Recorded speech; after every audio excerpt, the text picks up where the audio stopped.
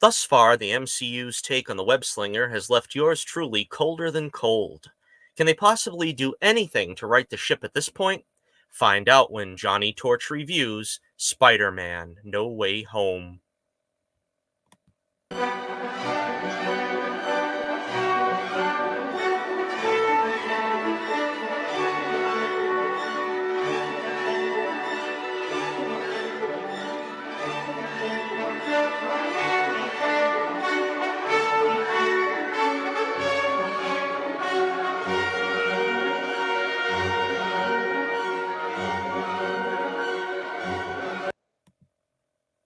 Well, welcome back to another edition of Johnnie Torch Reviews. We're catching up on all the stuff that I wanted to review last month and could not because of the computer issues I had. So, we're going to take a look today at Spider Man Far From Home. This is the long awaited movie that everybody was excited about. It promised the uniting of all three Spider-Men from the three franchises that have existed since Tobey Maguire first donned the suit, and of course Andrew Garfield, and the current occupant of the web slinger's costume, Tom Holland. But there was a long road to get here. There were a lot of speculation that they weren't going to be in it. Andrew Garfield was questioned many times and was forced to fib to the effect that he wasn't going to be in it. Toby wasn't going to be in it. Tom Holland, who was kind of got the reputation of being a blabbermouth, was also known for uh, disputing the facts that they were going to be in it.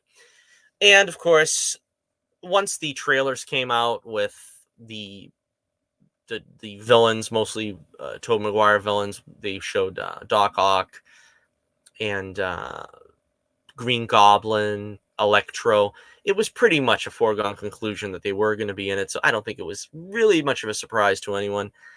But before we get into the heart of the matter here, this is a spoiler review, so spoiler warning. I'm pretty sure everybody already knows at this point. The film is made, I don't know, if not $2 billion, it's on its way there. It's probably been seen by everyone now multiple times. Unfortunately, I've only seen it once, and it is a good movie. I'd like to see it again, but I'm going to do the review anyway and try to go by the memory of seeing it about 4 weeks ago. So here we go. We'll start off at the beginning.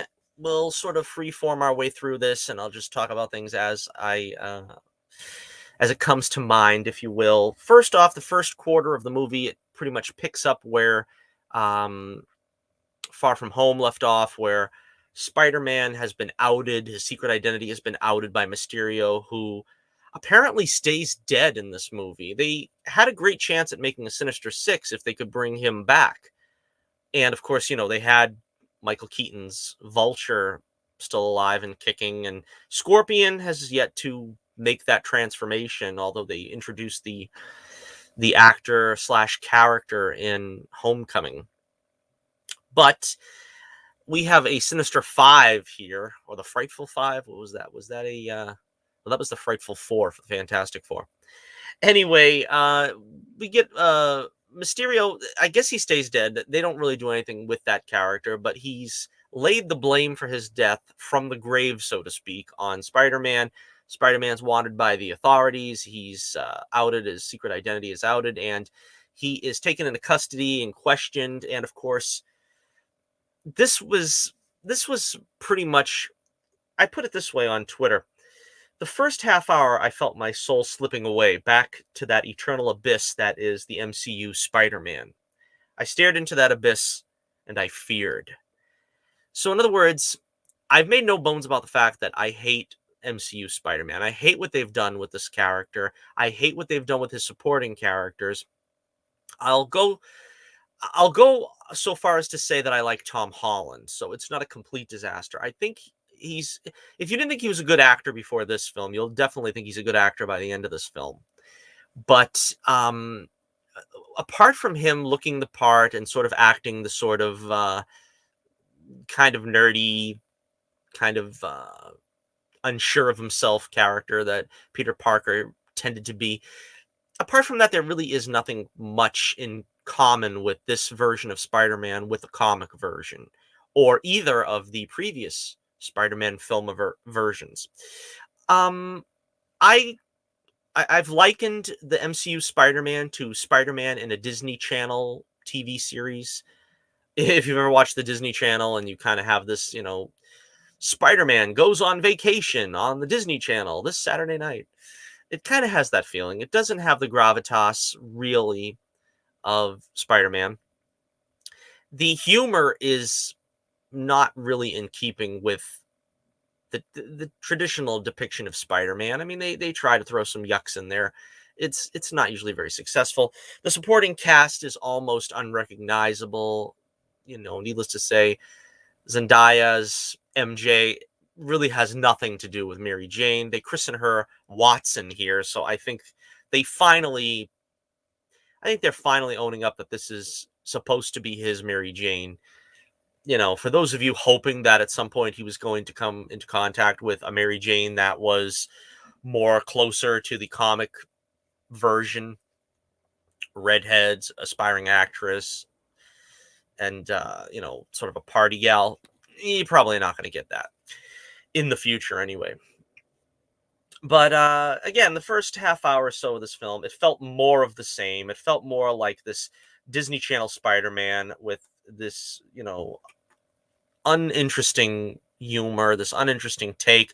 I don't know who there at the production offices of these Spider-Man films thought it was a good idea to have a running gag of Spider-Man Peter being undressed in a room in front of somebody else and then getting walked in on by a third party. Because it's the running gag that they've chosen to go with through these three films. And it wasn't funny the first time with Ned. And it got progressively more irritating as the series has gone on. And I don't know who thought that that was a great idea, but really, they should have their paycheck revoked.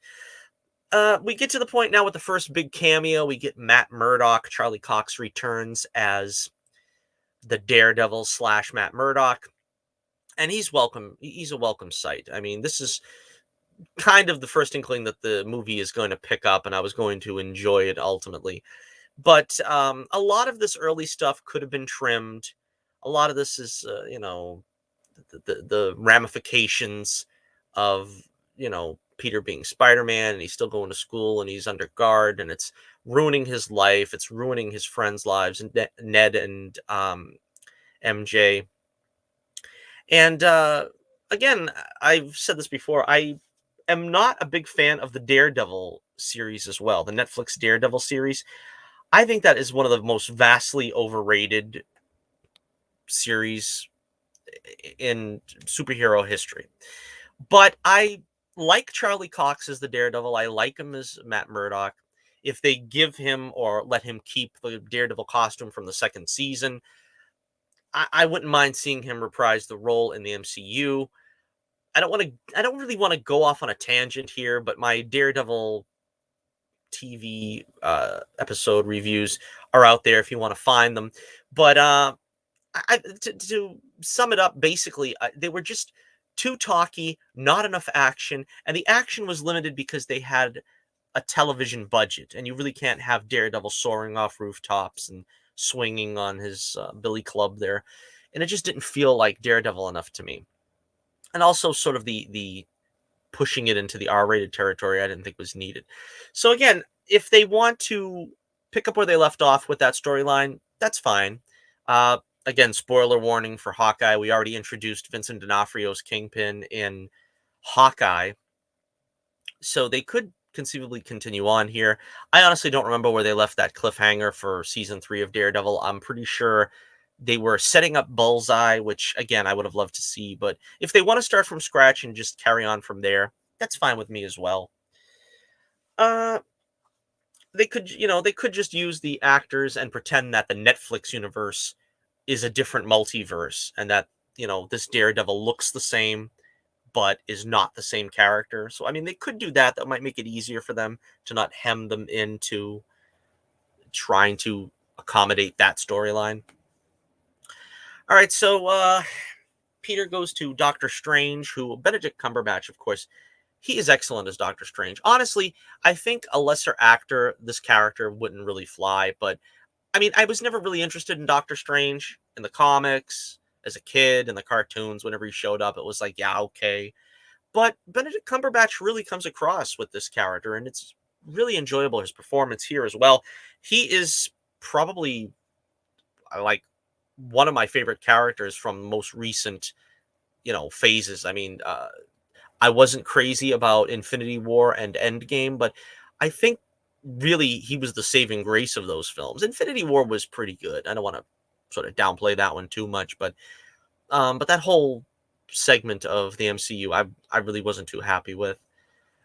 Mm, I was critical of the trailer where it seems like they cut out that wink where he's kind of not really chastising Peter for trying to do this kind of big spell and stuff.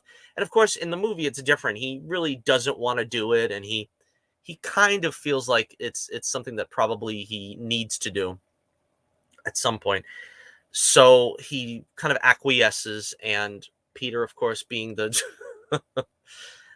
kind of screw up that he is, ends up ruining the spell. And instead of making everybody forget, which he didn't want MJ to forget, he didn't want Aunt May to forget, and so forth. It basically opens the door to the multiverse, and that's where you get Doc Ock from the Tobey Maguire verse. You get Electro from the Andrew Garfield verse, Green Goblin, Sandman, and the Lizard. And I think most of these actors were great. I think a couple of them maybe didn't get too much to do. I want to say Lizard and Sandman probably have the least to do here, but I don't even think I mean, they got the actors because I think the voices they got them for voiceover work. But the funny thing is when you see them transform back at the end, and I don't want to skip ahead too much, but when they transform back at the end, you can kind of tell that they're sort of cutting old footage in and sort of CGIing it. So it's like, I guess they didn't have the budget quite for anything more than a voiceover for them too. But they bring in Electro. They kind of get a chance to redeem himself from being the goofy and strange looking character he was there. Jamie Foxx, basically looking like the character from the comics. They give him that electric mask that looks like a star. It lasted like literally like 30 seconds maybe in the film. I think they could have went back to it more. But again, that was a lot more accurate than what The Amazing Spider-Man 2 afforded us. Um we get Alfred Molina's Doc Ock, who of course, that is such a great performance. I mean, Alfred Molina really just knocked off everyone's socks with his Doc Ock, and that's why it was nearly impossible to replace him or Willem Dafoe in their respective roles. Uh, they got a good action scene with Spidey and Ock on the the highway bridge up there. Very exciting, and ultimately, Spidey captures these villains. You have Green Goblin appearing, and he's still wrestling with his Norman Osborn half. This really raises a lot of questions as to. I know I've seen a lot of fans pontificating about exactly where they pulled these characters from. Like, for instance, this has to be the Norman from Spider-Man 1. But then when he's returned at the end of the film, is that timeline still intact? Is Harry still dead? It kind of has to be, right? Because how did Sandman, all that happen? How did Doc Ock, all that happen? If you're putting them back and then time changes, the timeline changes. I don't think that happens, but they don't do very much to explain it. Like, for instance, some have said Doc Ock, once he gets put back into the timeline, well, isn't he going to die again because he basically sacrificed himself to destroy the tritium project he had there? I don't think so, because what's happening here is they took them out of the timeline and they're putting them back, but they're not telling you where they're putting them back. If Endgame taught us anything, which I thought this was kind of the wrong lesson to learn, but if Endgame taught us anything, it's that the past and future there are malleable. I mean, you know, uh, Steve Rogers goes back, and all of a sudden now Peggy's not married to somebody else with kids that Cap introduced her to. Now she's married to him. I mean, it kind of feels like that they're playing fast and loose with the time rules here, and I don't think that's something that you're supposed to really be concerned about. That, well, this is going to make a completely different timeline. No, I don't think so. All right, so the centerpiece of the film, where Doctor Strange is trying to stop Spidey from Strange returning the villains back. That's kind of the point, though, is what I'm talking about at this point. Is if Spidey let Strange send them back, that's probably where they would have been put back into their original timelines at the point where they were both going to be killed. Well, more than just both of them, I guess. Also, Electro. But in this case, Spidey is doing the right thing here, and we basically are so conditioned for the good guy to kill, and the superhero really to kind of not give a hoot. He really does the right thing here, and I've got to give them credit for making Spider-Man not want Strange to send them back where they would ultimately be killed. So he steals the box that's going to send them back, and Strange has this great action scene on a train and in the mirror world, or whatever you call that, with the strange incantations. He sends them into like a mirror world. That's basically straight from the Doctor Strange film. I'm really looking forward to seeing Strange 2, uh, the Multiverse of Madness. The after credit scene is actually a trailer for that film, and we'll talk about that probably on a Torch News roundup, and not really go into it here because we've got so much to talk about here. We could just go on all day. But going back to the action scene, so Spidey gets Strange trapped in that dimension, and he sets about trying to send these villains back to their normal timelines. Now, in the attempt here to do this, we have the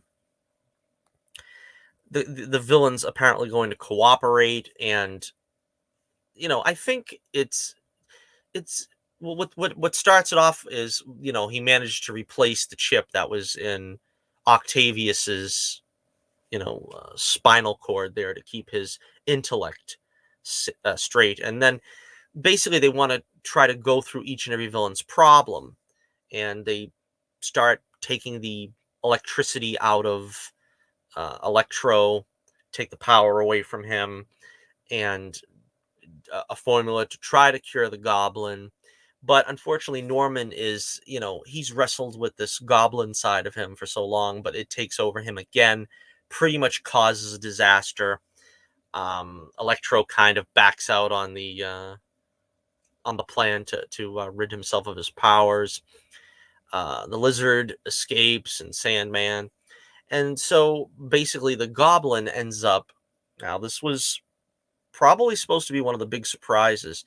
I got it spoiled for me, so it really I don't know how I would have felt had I not been spoiled on this, but since I kind of heard this was going to happen, it didn't really impact me as much as probably I thought it would.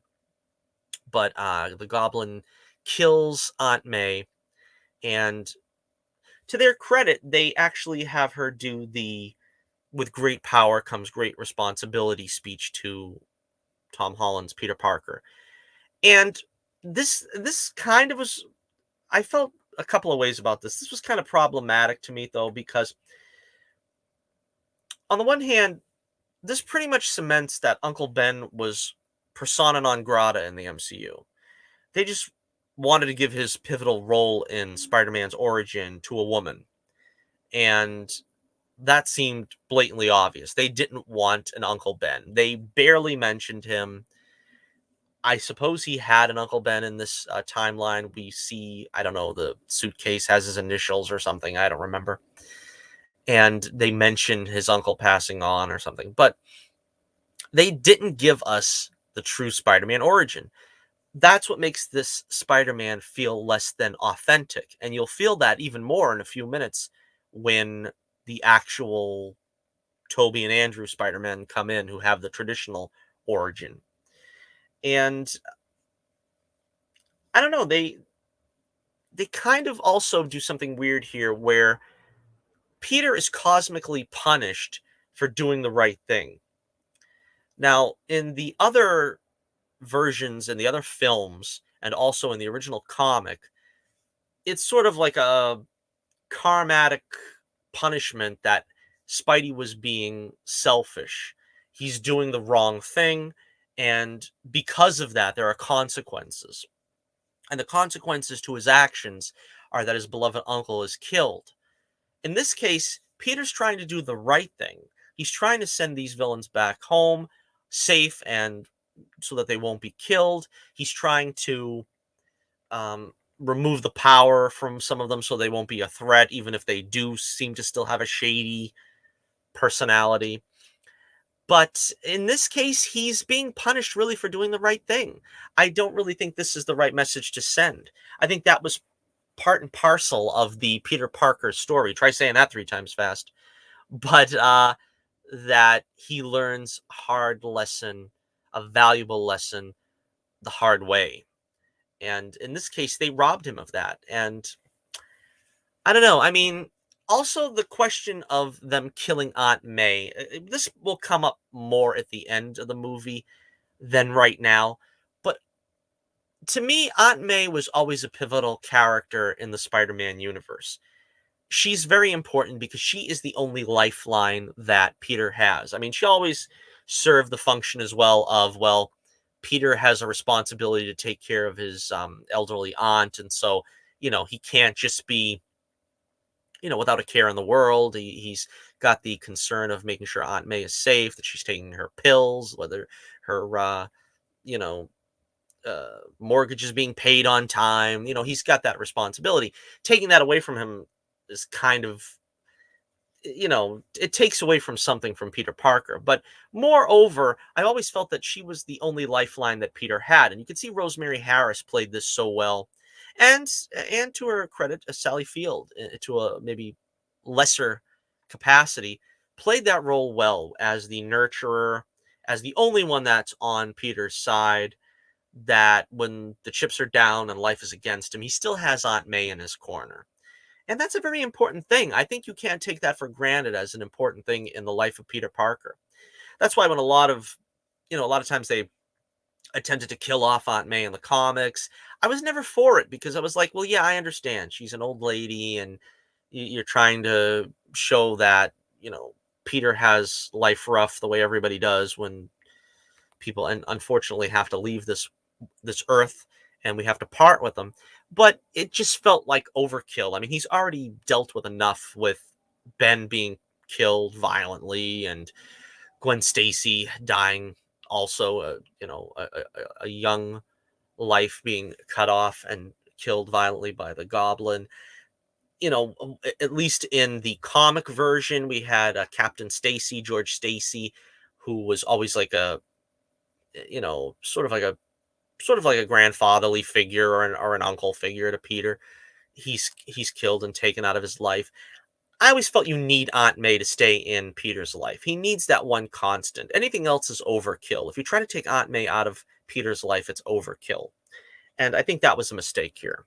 All right, so let's move on here though. But uh the two actors here, of course, Tobey Maguire and Andrew Garfield, come into the picture, and they come across Ned and MJ because Peter goes off basically to mourn at this point, and they're holding the box that is going to send the villains back, and Ned is like playing around with Strange's, you know, his portal opening device, I guess we'll call it that, and Andrew Garfield's Peter comes in on the set with the Spider-Man costume and full regalia.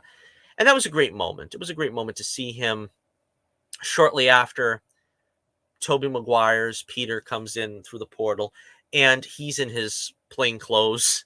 And a really funny joke there where Andrew Garfield says he looks like a youth pastor. That was pretty funny. And they kind of lead you to believe that Tobey Maguire's Peter is sort of in on what's going on here, that he's already on the case and he's trying to figure this out. Um, I like the way, I was honestly in this for Toby. I probably wouldn't have seen this film if it wasn't for Toby Maguire. So we'll handle him first. I really was looking forward to seeing him again in this film, and in a way it feels like no time has passed. He basically steps into Peter Parker's shoes as if it was nothing. And he's I'm glad they didn't play him as old, but they play him as experienced. He's not really played as, like, when you see a lot of these, you know, fan art, and they do these fan posters of what Spider-Man No Way Home was going to be.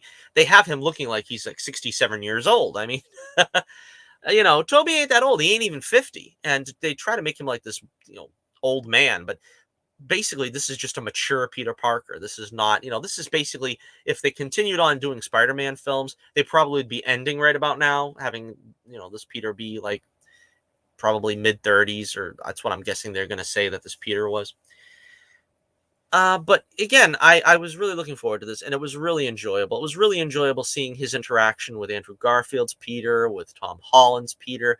And, I kind of teared up twice. I don't mind saying this movie was a very moving experience.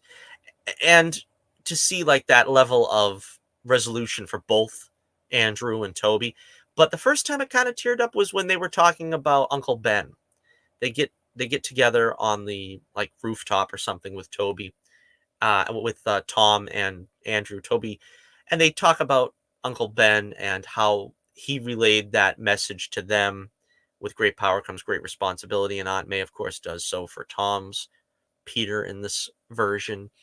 And that's where it all comes from. Spider-Man, all when you boil it down, comes from taking that tragedy and that trauma and learning from it and making something powerful of it. It's almost like Batman, but in this case, you know, Peter was old enough to know better, and he didn't do the right thing. So it makes it even more powerful because he had a chance to do something and he couldn't. He couldn't bring himself to do it because he had this, ego about him.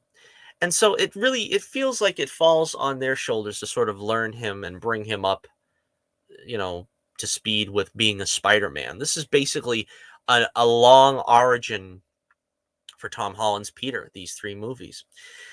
And so well, skipping ahead a little bit here, they do the scare, they do the goblin stabbing him in the back, Toby, and I was like, oh no, they're not going to do it, are they? Are they going to Han Solo Toby Maguire? Because that was something I didn't know. I mean, kind of it was kind of let out of the bag that he was going to be in this one and Andrew was going to be in this one, but I really didn't know if they were going to kill him off, because that's kind of what we do nowadays. You bring Han Solo back and you kill him off. You bring you know, Luke Skywalker back and you kill him off. You bring all these characters back only to kill them off. And James Bond, that was another recent one we've seen. They bring him back and they killed him off. You just don't want to see that, and I don't want to see that. I certainly don't want to see that anymore. And I was honestly terrified that they were going to kill Toby Spider-Man in this, but he has kind of a joke about it, and he's like, well, I've been stabbed before, I'll be all right. And it's true. If you remember Spider-Man 3, I never understood this, but like Harry gets a blade like 6 inches into his abdomen. And it's never really brought up again. He's all right. So I guess he's got a pretty decent healing factor there, Peter, in the Raimi verse. But thankfully he wasn't killed off. But again, the interaction between these guys, Andrew Garfield, I have to say, I feel like Andrew Garfield, I've wronged you, sir. I admit freely that I hate The Amazing Spider-Man. I think it's the worst Spider-Man movie. Well, I can't say that anymore, honestly, because between Homecoming and Far From Home, I would say they're probably worse. But it was just, I've got a review on that as well if you want to look it up. I just feel like it's an overwrought, overly angsty, teen angst drama that they were trying to go for like a Twilight-ized version of Spider-Man. And of course, you got to remember this was post the Nolan Batman trilogy, where it's a little more grim and dark, and Spider-Man's in the dark and in the nighttime most of the time, and just didn't do anything for me. I didn't like Andrew Garfield's performance in that film at all. He has a couple of good quips. I know a lot of people act like, well, he played a good Spider-Man. Well, in that film, he has a couple of good quips, but it's still a pretty trash film. But to my credit, and to his credit, and to their credit, I think The Amazing Spider-Man 2 was an improvement. That's not to say it's a great movie.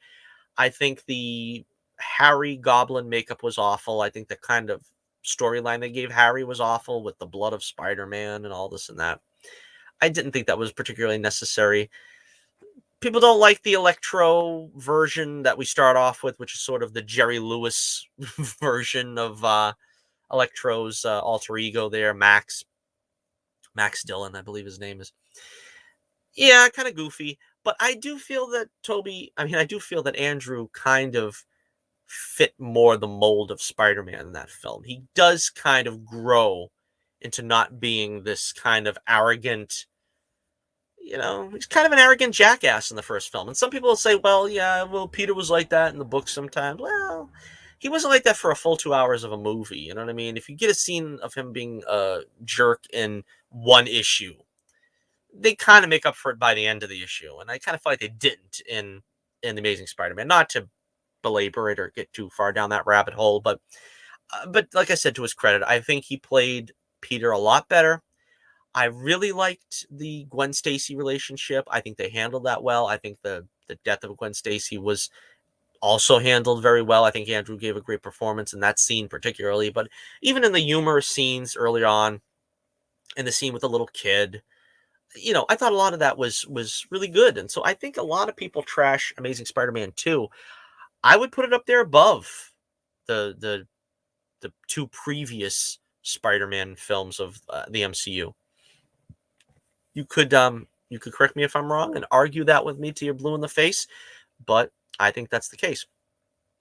So the thing about Andrew's Spider-Man is I feel for him in this one. I feel for him because he's like a misfit between a legend, which is Toby, and the new guard, which is Tom.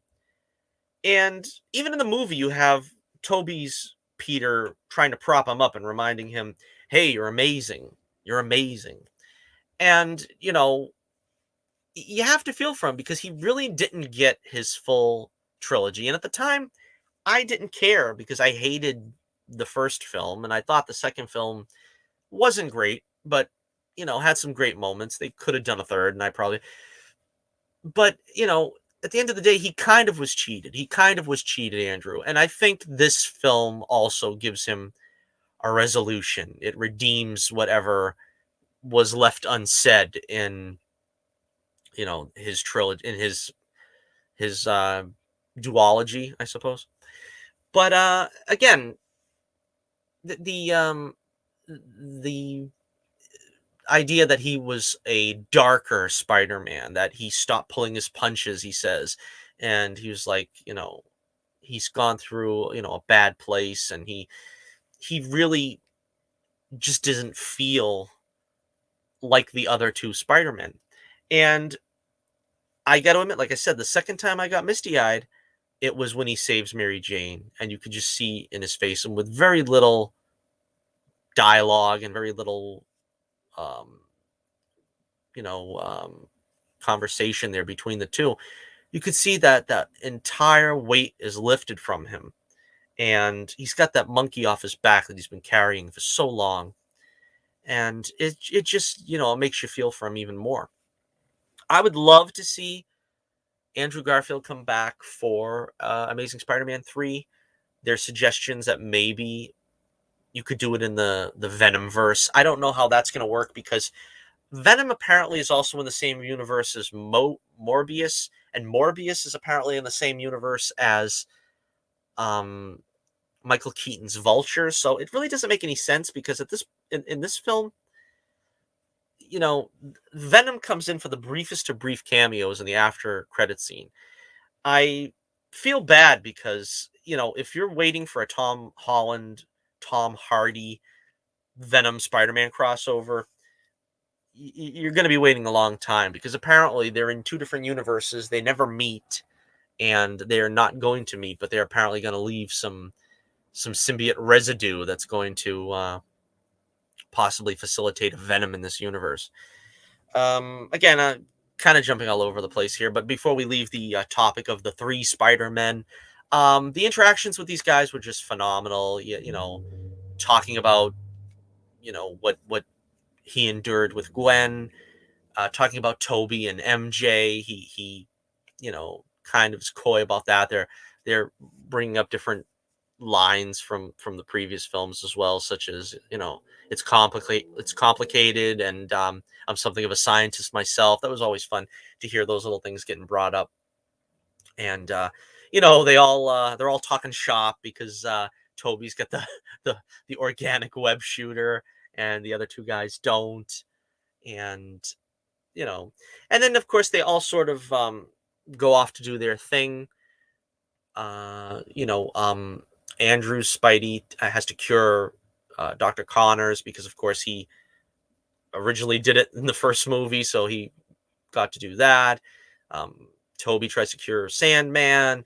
Doc Ock comes out of nowhere at the end to try to help out, and it's just great. It's just a great film. I mean, like I said, I could have done without, because the film is about 2.5 hours long. I honestly would have trimmed probably about 15 minutes, 15 to 20 minutes of the early scenes, just to get here, just to get where we're going with this film. Because once it ramps up at the halfway point, it's just bliss. It's a great ride for a Spider-Man fan. If you've enjoyed any of those movies, any of these Spider-Men, you're gonna love this film. The big finish with Green Goblin and Tom's Spider-Man. Obviously, Tom's Spider-Man isn't going to want to pull his punches with the Green Goblin, and he wants revenge for Aunt May's death. Toby's Spider-Man stops him, and again, it's the perfect resolution for Peter's character. Um, for Toby's Peter, I mean, he he kind of went through that in the third film, in Spider-Man 3. How far do you go for revenge? And it just takes him full circle here, where he stops Tom's Spider-Man from taking revenge. And he's earned that moment. The same way that Andrew earned that moment with saving MJ. He earns this moment because of what he's been through. And he's trying to help a little brother, it feels like. And again, I really wish that and hope that these guys get together and do another Spider-Man Spider-Verse film. There's suggestions, like I said, that maybe Andrew could possibly do an appearance in Venom 3, or maybe it'll be Amazing Spider-Man 3. Maybe Toby could come back for a Spider-Man 4 directed by Sam Raimi. I got my fingers crossed as tightly as possible. I don't want to get my hopes up for these things, though, because I'm old enough to remember Days of Future Past, and they got the whole cast back for that, and even the ones that didn't get a full role got a cameo at the end. They brought back Scott and Beast and um, Jean. But the thing is everybody was excited at that point, thinking, "Oh, we're gonna have an X-Men 4 now. We're going to start over. We're gonna do it right this time."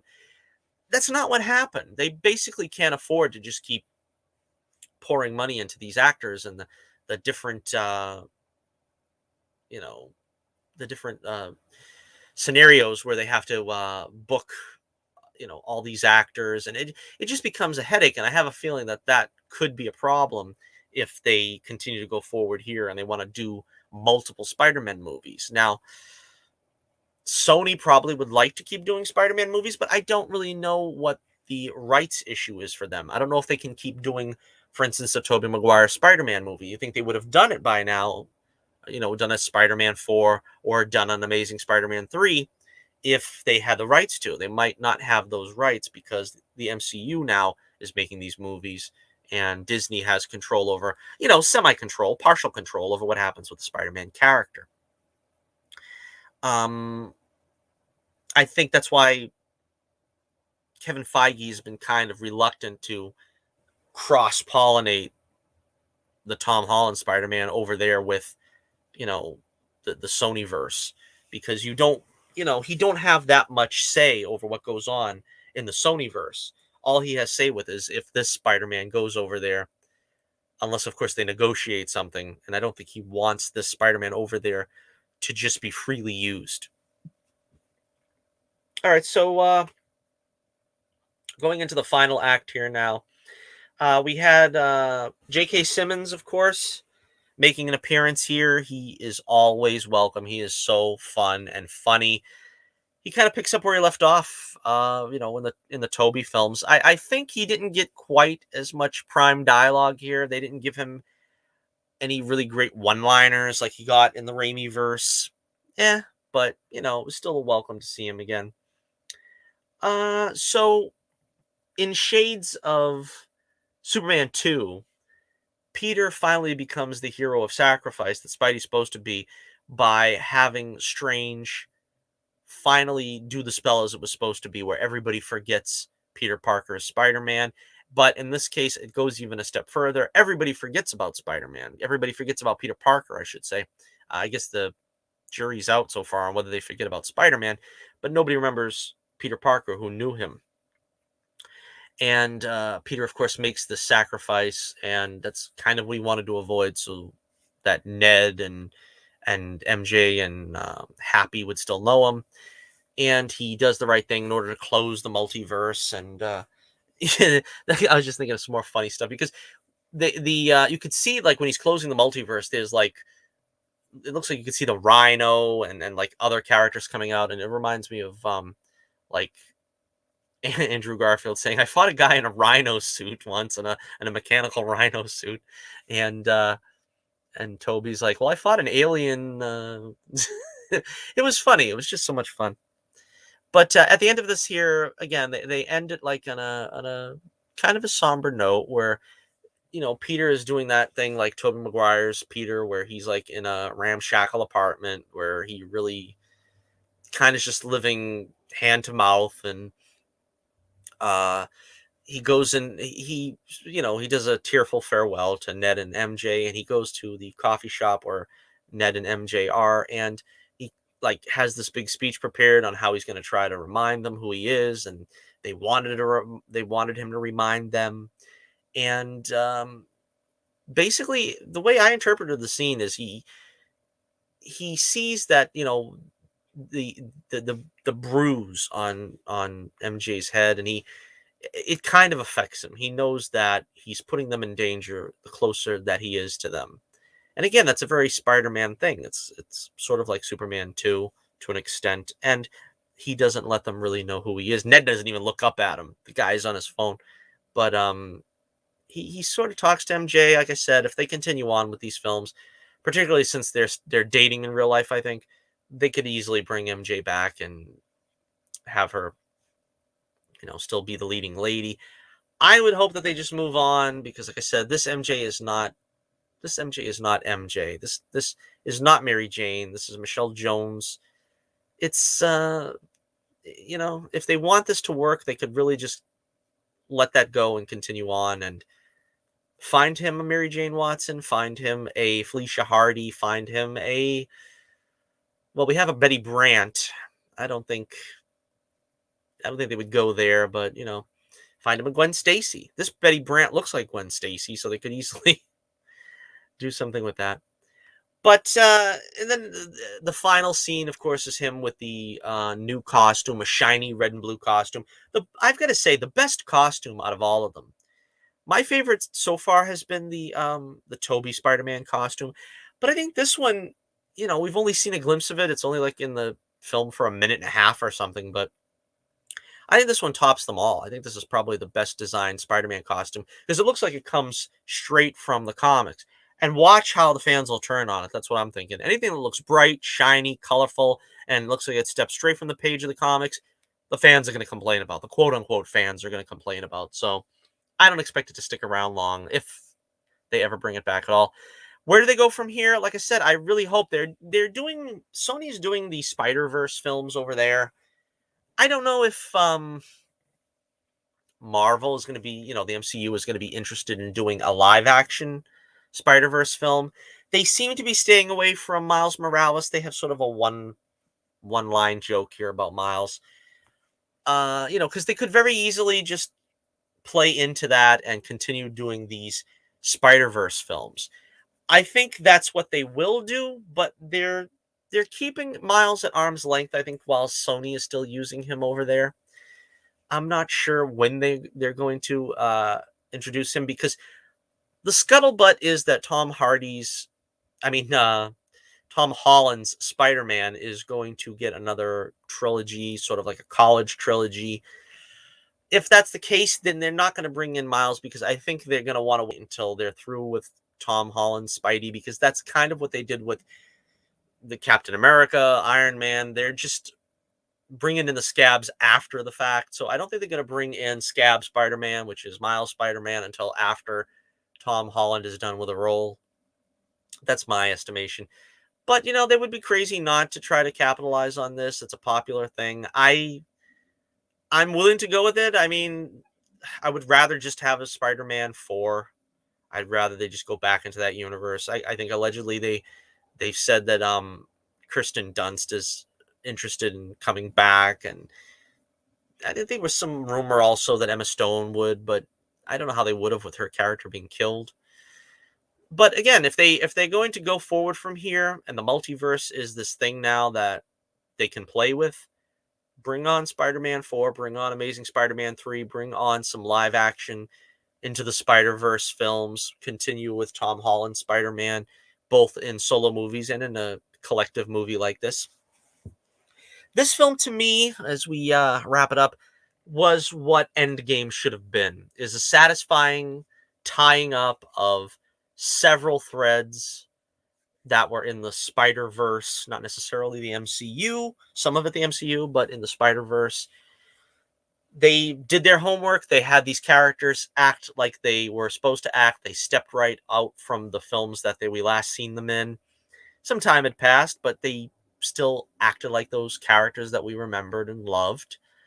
They managed to make Tom Holland's Spider-Man a compelling character. They brought on the tragedy, and it kind of pushed Holland's Spider-Man into the area that we are more familiar with seeing Spider-Man in. So yeah, this was a big success for me. I think I would say I'm going to give Spider-Man No Way Home an A minus, 4.5 stars out of 5. I think again there was some early stuff with the the the pre the pre like Raimi villains coming into it and stuff was a little tough to take. I wasn't too crazy about it, so kind of knock off half a point there. But really, this really is an exceptional film. And if you love Spider-Man, you're gonna love it, I think. And I'm hoping for more. I hope we get more in this vein. And like I said, the Spider-Verse should be plumb for the picking if they want to go back to it and continue on doing stories that, even if they're not solo stories, that at least involve these actors. I know Andrew's up for it. I'm pretty sure Toby's up for it. Now, a lot of people act like, oh, Tobey Maguire, I'm surprised you got him back. You got to remember, Toby didn't quit. Toby left the series and, stopped being Spider-Man because Raimi was fired.